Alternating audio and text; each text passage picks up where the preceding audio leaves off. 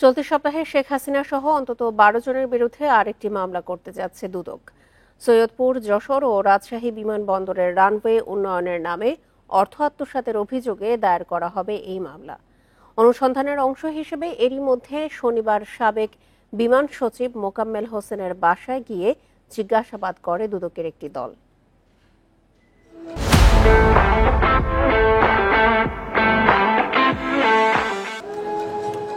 আওয়ামী লীগ সরকারের ১৫ বছরে দেশের আন্তর্জাতিক ও অভ্যন্তরীণ ৭ বিমানবন্দরে উন্নয়নের নামে হাজার হাজার কোটি টাকা লোপাটের অভিযোগ অনুসন্ধান করছে দুদক।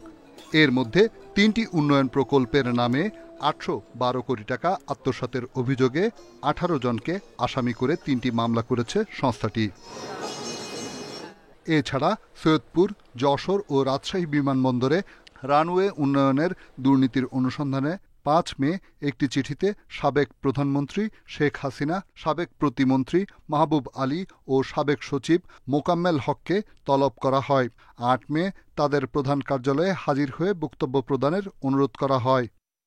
তলব করা ব্যক্তিদের মধ্যে শেখ হাসিনা পলাতক, কারাগারে থাকা সাবেক প্রতিমন্ত্রী মাহবুব আলীকে জেলগেটে জিজ্ঞাসাবাদের পরিকল্পনা রয়েছে দুদকের।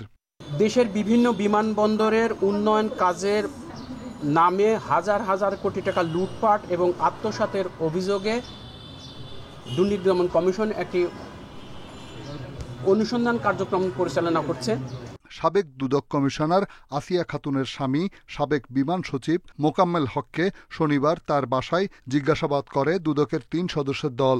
সুষ্ঠু অনুসন্ধানের স্বার্থে তাদের বক্তব্য শ্রবণ ও গ্রহণ করা প্রয়োজন মনে করে অনুসন্ধানকারী টিম তাদের হাজির হওয়ার জন্য পত্র প্রেরণ করেছেন।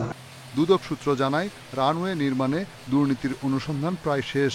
এ বিষয়ে শেখ হাসিনা সহ অন্তত ১২ জনের বিরুদ্ধে চলতি সপ্তাহে মামলা হবে। রিশাদ হুদা, ইন্ডিপেন্ডেন্ট নিউজ, ঢাকা।